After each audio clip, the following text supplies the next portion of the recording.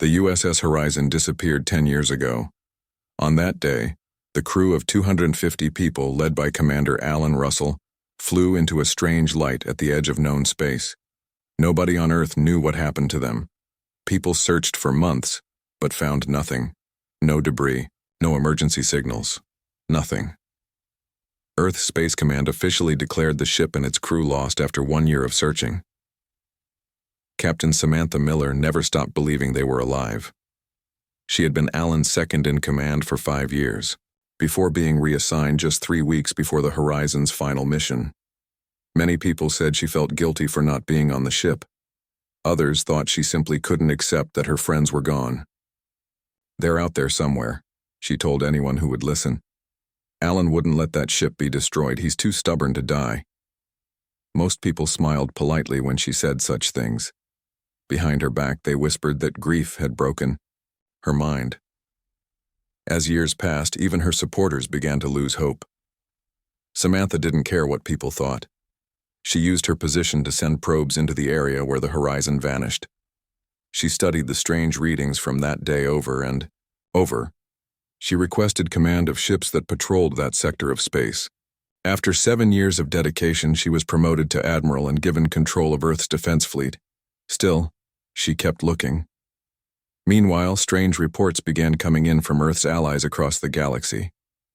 A farming colony on the planet Vega, Third, had gone silent.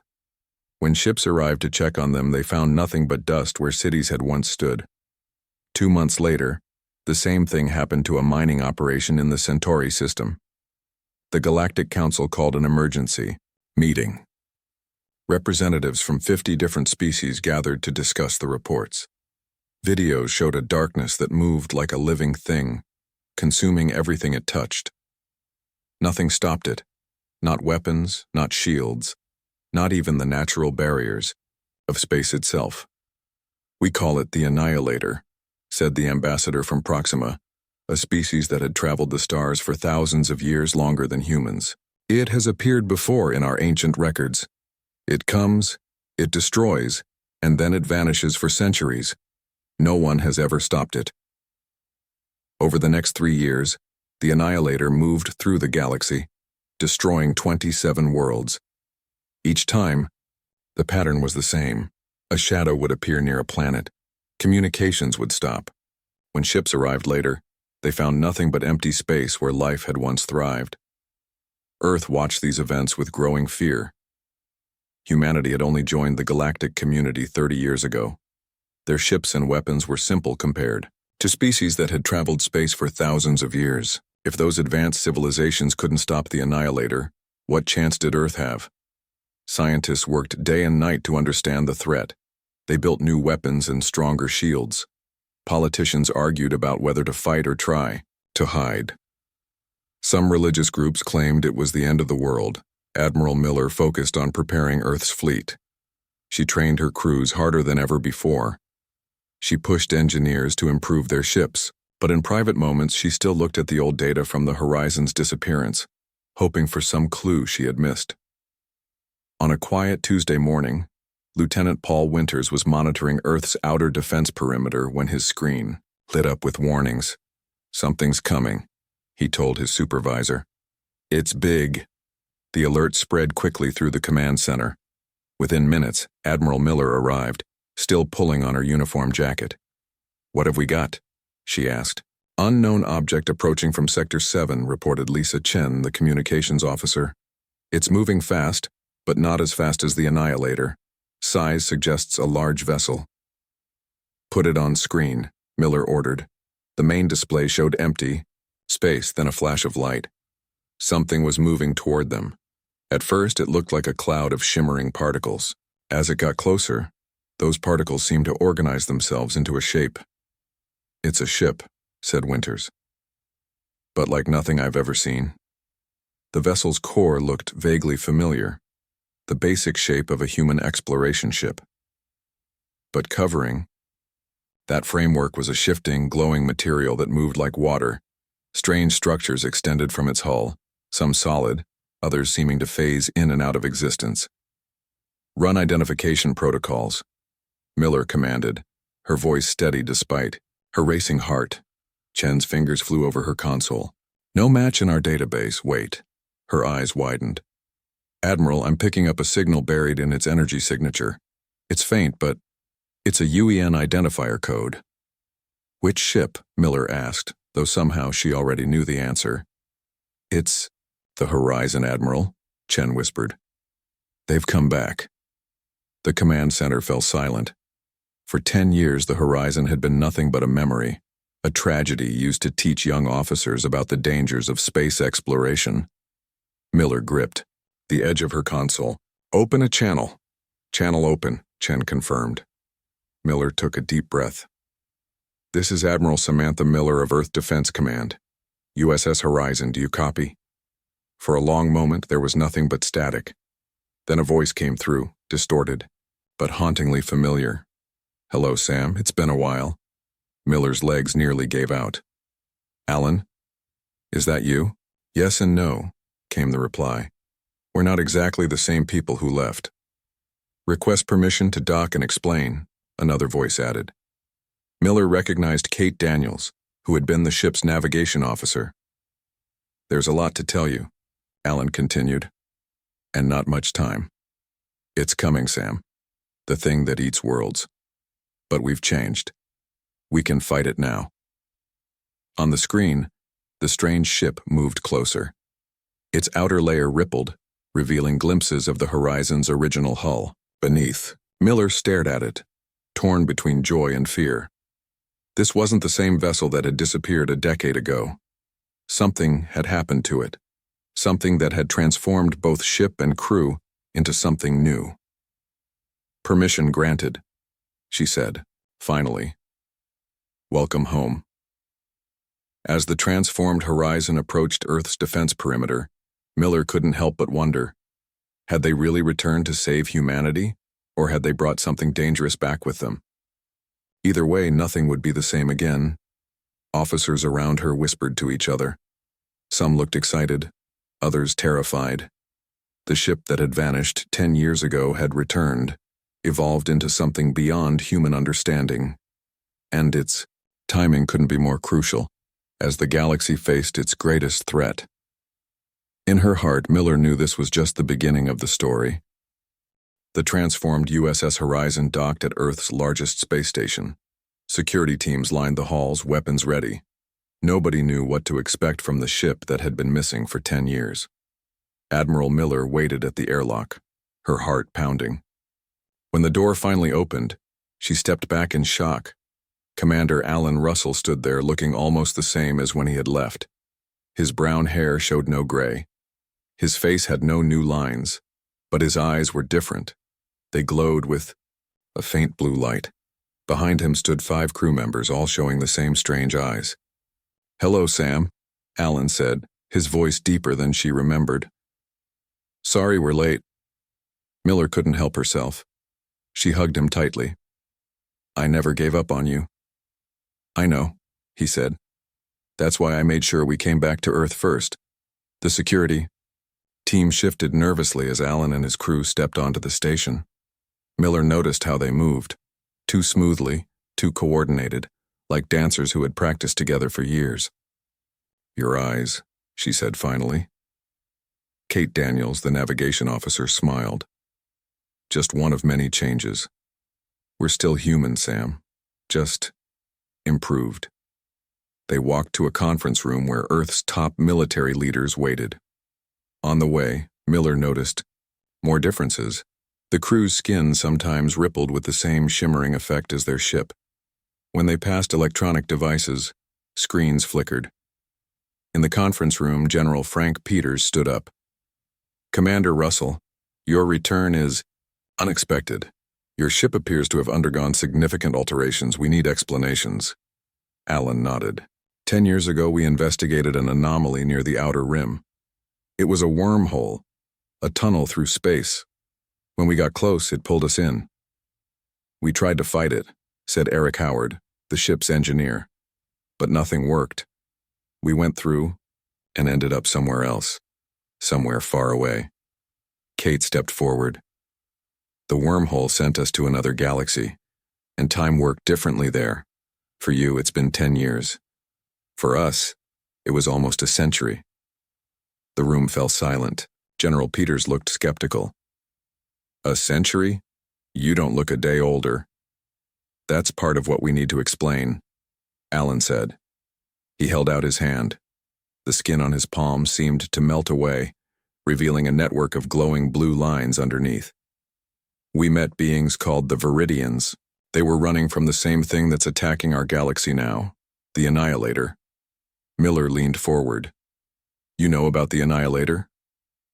We know everything about it, Alan replied. The Viridians had been fighting it for thousands of years, but they were losing. When they found us, humans who had accidentally arrived in their galaxy, they saw an opportunity. Kate continued the story. The Viridians were dying out.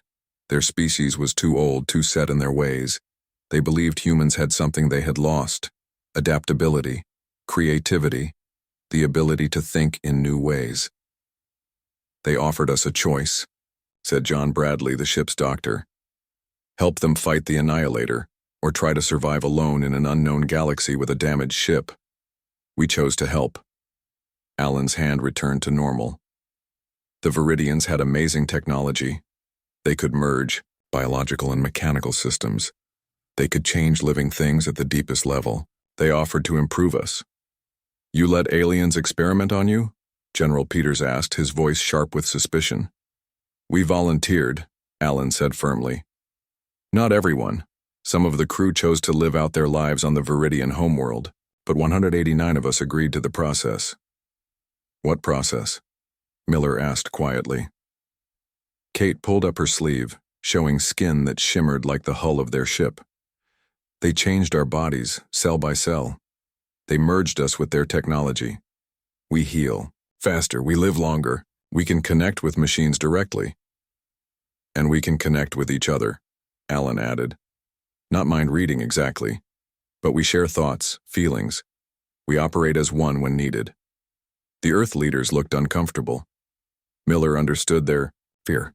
The crew of the Horizon seemed both human and not human at the same time. The Viridians changed our ship too, Eric explained. The hull is now a living metal that can repair itself. Our engines use energy sources your scientists haven't discovered yet. And all this is to fight the Annihilator? Miller asked. Alan nodded gravely. The Viridians knew it would eventually find its way to our galaxy. They spent their final years preparing us, teaching us how to fight it. Then they sent us back through another wormhole they created. We arrived as soon as we could. General Peters stood up. This is an incredible story, but we need proof. We need to examine your ship, run tests on your crew. There's no time for that, Alan said.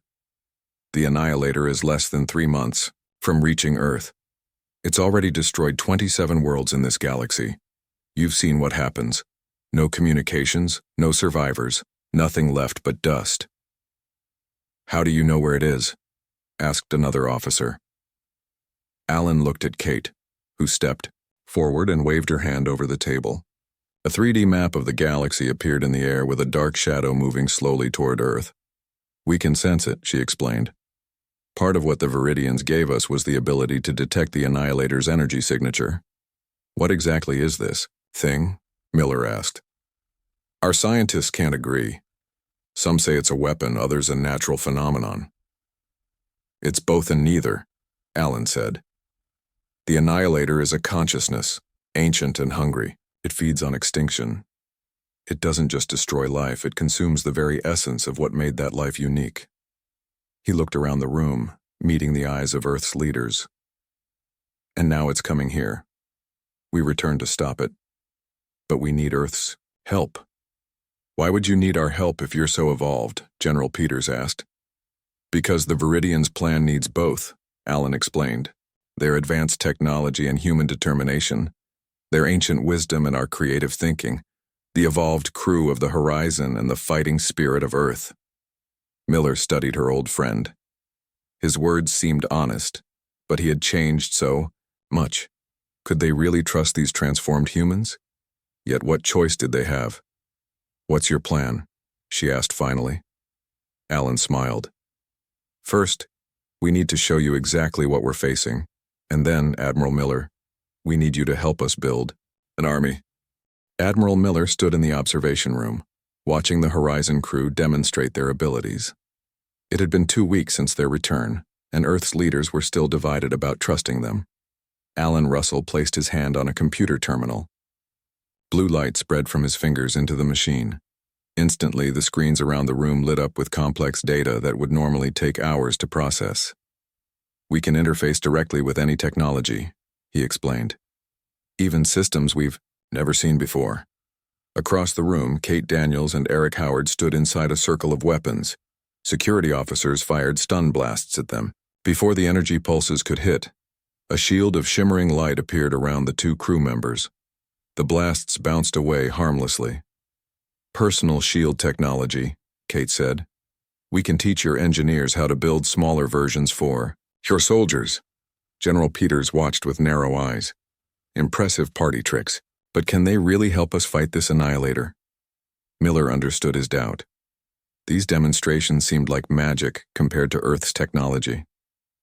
Some people feared the Horizon crew might be a threat themselves. Others wanted to study them, like lab specimens. A few religious groups had even called them demons. They're still our people, Frank, Miller said quietly. Whatever happened to them out there, they came back to help us. Maybe, the general replied. Or maybe they're not as human as they look. Alan approached them, his eyes glowing slightly brighter than usual. You're right to be cautious, General. If I were in your position, I'd be suspicious too. But time is running out. He waved his hand, creating a holographic display in the air. It showed the Annihilator's path through the galaxy, moving steadily toward Earth. 2 months, Alan said. That's all we have before it reaches our solar system. Miller studied the map. What exactly are we preparing for? What does a battle with this thing look like?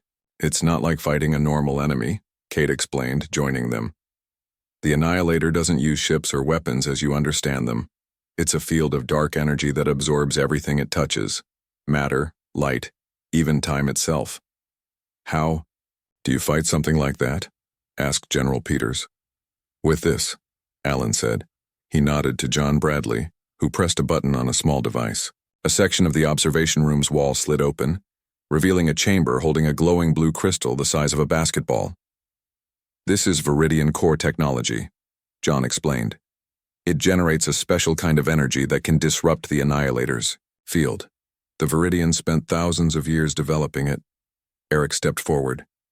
We need to build amplifiers around Earth's orbit. The Horizon will act as the main conductor, but we need at least 12 smaller stations to create a complete defensive barrier. General Peters frowned. And we're supposed to just hand over control of Earth's defense to this alien technology we don't understand? We'll teach you how it works, Alan said. Your scientists and engineers will work alongside us every step of the way. What about offensive capabilities? Miller asked. Defense might not be enough.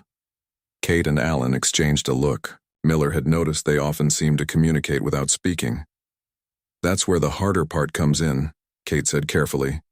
We need volunteers. For what? Asked General Peters. The Horizon isn't just a ship anymore, Alan explained. It's alive, in a way. The Viridian technology merges with biological systems. Our crew is connected to the ship and to each other. You want to turn more of our people into whatever you've become, the general said, his voice cold. Not exactly the same, John clarified. The full process took decades, but we can create a limited version that would allow human pilots to interface with ships equipped with Viridian technology. It would give them the reflexes and perception needed to fight. The Annihilator. Miller watched the general's face turn red with anger. Absolutely not. You want us to let you experiment on our soldiers? We want to give them a fighting chance, Alan replied calmly. Normal humans in normal ships will die within seconds of engaging the Annihilator. The room fell silent. Miller felt caught between worlds. Part of her agreed with the general. The modifications sounded dangerous and frightening, but another part remembered the reports of whole planets reduced to dust. "Show me," she said suddenly. Everyone turned to look at her. "Admiral?" the general asked. "Show me what this interface would do," Miller repeated. "I want to experience it myself before asking anyone else to volunteer." Alan smiled slightly. "I was hoping you'd say that. But there are risks, Sam." "I've spent 10 years looking for you and your crew," she replied. "I've seen the reports of what the Annihilator does. If there's even a chance this will help us fight it, I need to understand it completely." The general grabbed her arm. "This is reckless, Samantha. We don't know what this technology might do to you." "It's my decision, Frank," she said firmly. "If I'm going to ask others to take this risk, I should go first." Alan nodded respectfully. "The process takes 6 hours.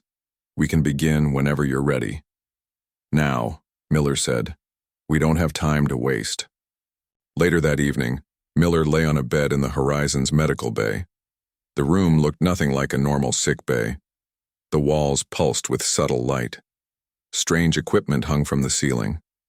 John Bradley prepared a glowing blue liquid in a container that seemed to float in the air. "This will create a temporary neural interface," he explained. "It won't change your physical appearance or your DNA. It simply allows your brain to connect with our technology." "Will it hurt?" Miller asked, trying to keep her voice steady. "No," John assured her, "but it will feel strange. You'll sense things you've never experienced before." Alan stood beside her. "I'll be connected with you the whole time. If anything goes wrong, we can stop immediately." Miller took a deep breath. "I trust you, Alan. I always have." "Close your eyes," John instructed, as he placed a small device against her temple. Miller felt a cool sensation spread across her skin. Then suddenly light exploded behind her eyelids. She gasped as her mind filled with new awareness. She could feel the ship around her. Not just see it, but sense it like it was part of her own body. And something else. Other minds touching hers. The crew of the Horizon. Their thoughts like whispers at the edge of her consciousness. "Oh my God," she whispered. "Welcome to our world, Sam," Alan said softly. "Now you understand what we're fighting for." Admiral Miller woke up with a gasp. The neural connection had ended, but her mind still buzzed with the memory of it. For 6 hours, she had experienced the world as the Horizon crew did, feeling the ship as an extension of herself, sensing the thoughts of others like gentle waves against her consciousness. John Bradley helped her sit up. "How do you feel?" "Different," she said. "Like I've been living my whole life with only part of my senses working." Alan smiled. "That's exactly how we felt at first. It gets easier to manage with time." Miller stood up slowly. Her body felt normal, but her mind seemed sharper. She could remember every detail of what she had experienced with perfect clarity. "I understand now," she told Alan. "We need this technology if we're going to have any chance against the Annihilator. Will you help us convince the others?" He asked. She nodded firmly. "I'll do more than that. I'm ordering the immediate formation of a special volunteer unit. We have 6 weeks to prepare them." The next few days passed in a blur of activity. Miller presented her experience to Earth's Leadership Council. Despite some continued resistance, her first-hand account convinced enough of them to approve the plan. "I felt what this entity is," she told them. "Through the Horizon crew's shared memories, I experienced the Annihilator's attacks on other worlds. It's not just destruction, it's erasure, complete and final. Either we try this, or we face extinction." A call went out for volunteers from Earth's military forces. Despite the risks, thousands stepped forward. After careful screening, 200 pilots and engineers were selected for the first phase. Meanwhile, construction began on the defensive amplifiers that would orbit Earth. The Horizon's crew worked alongside Earth's engineers, teaching them how to build and maintain the Viridian technology. Miller walked through a large hangar where dozens of Earth's fastest ships were being modified with the glowing blue crystals at their cores. "The interface process for the volunteers is going well," Kate told her as they inspected the work. "Not as complete as what we have, but enough to pilot these hybrid vessels." And they'll be able to sense the Annihilator like you can? Miller asked. Yes, though not as clearly. They'll need to stay connected to the horizon for guidance. In another section of the facility, Eric Howard supervised the installation of defensive shields on larger ships. These won't stop the Annihilator completely, he explained to the Earth engineers. But they'll buy us time to deploy the main weapon. The main weapon remained a closely guarded secret. Even Miller only knew parts of the plan. The Horizon crew worked on it day and night inside their transformed ship, which now pulsed with even brighter energy than before. Not everyone supported these preparations. Protests broke out in cities around the world. Some people feared the alien technology more than they feared the approaching threat. Others believed the Horizon crew had been compromised and were leading Earth into a trap. A group calling themselves Pure Earth became particularly vocal. They're not human anymore, their leader shouted at rallies. They'll turn us all into mindless drones connected to their hive mind. Security around the project had to be increased. Then, 4 weeks before the Annihilator's expected arrival, the situation turned violent. Miller was reviewing progress reports when alarms blared throughout the base. Security breach in Sector 7, a voice announced over the speakers. All personnel evacuate immediately. She rushed to the command center where General Peters was organizing a response. Pure Earth extremists, he explained grimly. They've planted explosives near the amplifier construction site. How did they get past security? She demanded. They had help from inside, he admitted. Some of our own people agree with them. A security feed showed masked figures planting devices around the partially completed amplifier rings. If those were destroyed, weeks of work would be lost, time they couldn't afford. Where's the Horizon crew? Miller asked. Already responding? Peters said, pointing to another screen. Miller watched as Alan and 3 other crew members moved with incredible speed through the facility. They seemed to know exactly where each explosive was hidden. Their skin shimmered with protective energy as they disarmed device after device, but they couldn't reach them all in time. One explosion rocked the facility, destroying a section of the amplifier ring and killing 2 engineers. In the aftermath, Miller stood with Alan surveying the damage. We can rebuild it, he assured her. But this attack reveals a bigger problem. Not everyone on Earth wants to be saved, at least not our way. They're scared, Miller said. Change frightens people, especially such dramatic change. Alan nodded. The Viridians faced the same problem in their final years. Some of their people rejected the technology that might have saved them. What happened to those who refused? They died when the Annihilator came, he said simply. That evening, Miller addressed the world in a global broadcast. She spoke honestly about the approaching threat and the measures being taken to defend Earth. I have experienced the interface myself, she told the billions watching. I remain fully human, fully myself. This technology doesn't control us, it enhances us. It gives us the tools we need to fight an enemy unlike any we've faced before. She showed footage of the Annihilator's destruction of other worlds. This is what awaits us if we do nothing. Extinction, not just for some of us, for all life on Earth. The broadcast helped calm some fears, but tensions remained high as the deadline approached. 3 weeks before the Annihilator's arrival, their sensors detected a change. It's accelerating, Kate announced during an emergency meeting. It's as if it senses our preparations. We now have less than 2 weeks. Miller looked at the tired faces around the table. Earth's forces had made incredible progress, but they weren't ready. The outer amplifier ring was still incomplete. Only half the volunteer pilots had completed their interface training. We need more time, General Peters said. Alan stood up. There might be a way. The Horizon could intercept the Annihilator before it reaches our solar system. We can't defeat it alone, but we could slow it down. That's suicide, Miller protested. Not necessarily, Kate said. Our ship can withstand brief contact with its energy field. It would give Earth another week of preparation time. Miller shook her head. It's too risky. We need the Horizon here, coordinating our defense. Sam, Alan said softly, using her first name in front of the others. Sometimes you have to sacrifice a piece to win the game. She knew he was right, but the thought of losing the horizon again, after just getting them back, was unbearable. 1 week, she said finally. You buy us 1 more week, then you get back here. That's an order, Commander. Alan smiled. Yes, Admiral.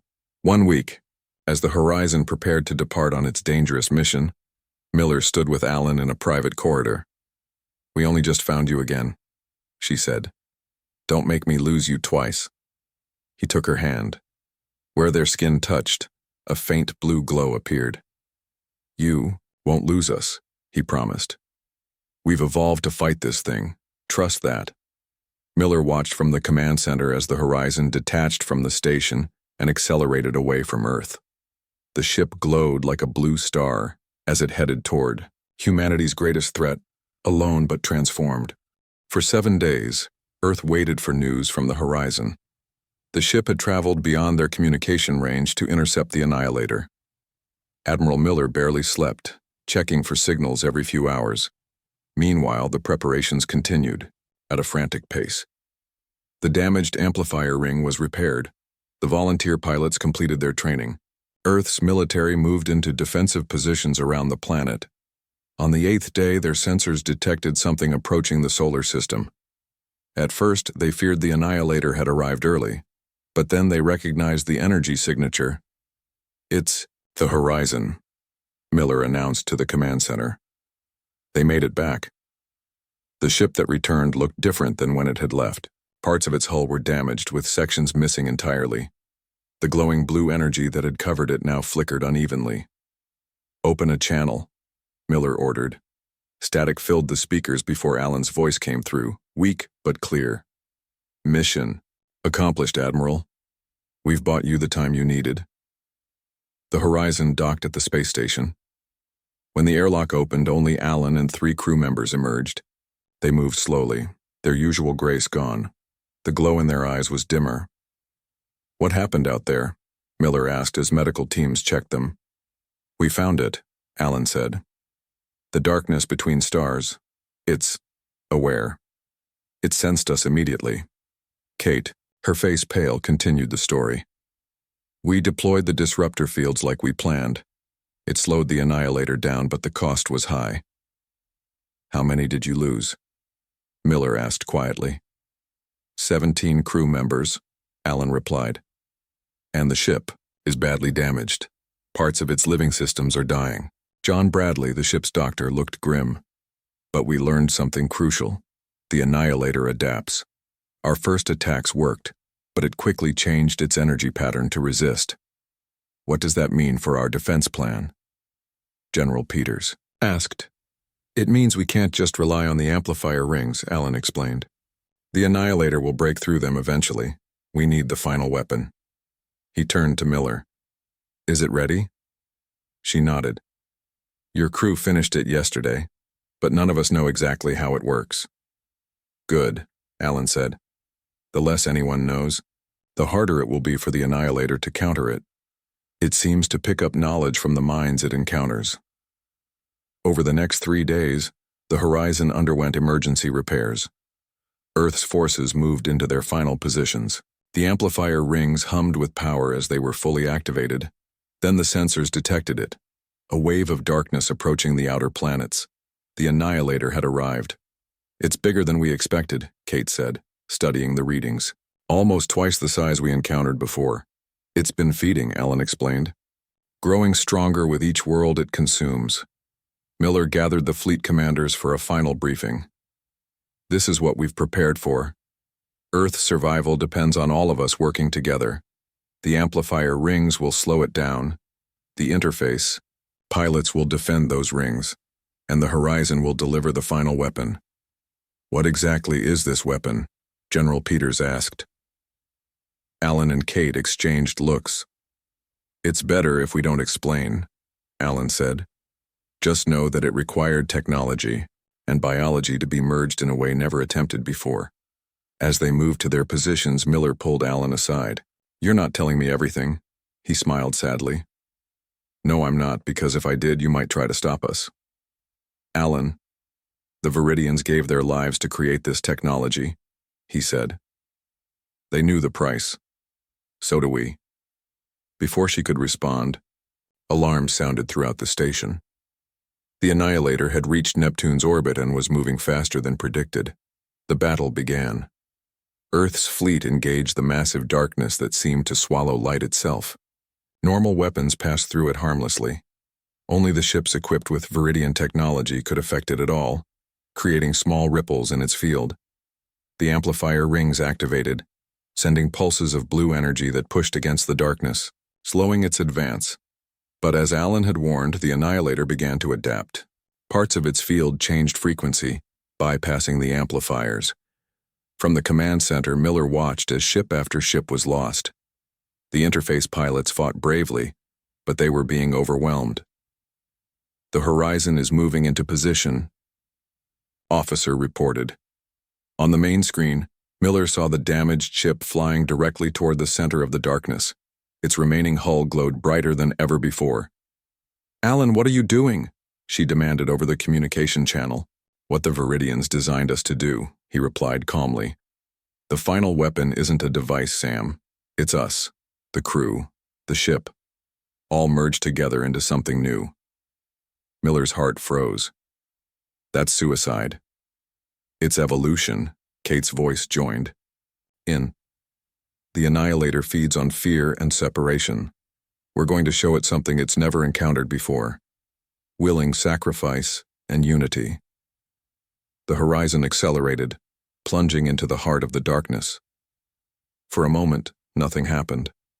Then a pulse of blue light spread from the point of impact, rippling through the Annihilator's field. The darkness seemed to pause, then contract slightly. Another pulse, stronger than the first, burst outward. The Annihilator's field began to change color, sections of it turning from black to deep purple, then blue. "What's happening?" General Peters asked, staring at the screen. "They're transforming it," Miller whispered, remembering what she had felt during her neural connection. "Not destroying it, changing it." The transformation spread rapidly. Where there had been consuming darkness, now there was light, not blinding but softly glowing, revealing the beauty of space it had nearly destroyed. The sensors could no longer detect the horizon or its crew. They had become part of the transformation. Their consciousness merged with the very entity they had fought. Hours later, when it was clear the threat had passed, celebrations broke out across Earth. People who had prepared for the end of the world now looked to the stars with new hope.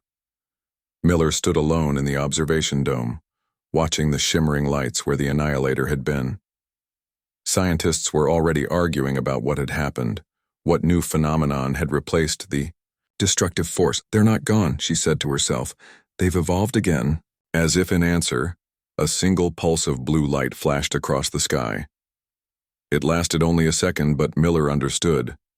The crew of the horizon had transcended human form to become something greater, guardians born from the very force that had threatened all life.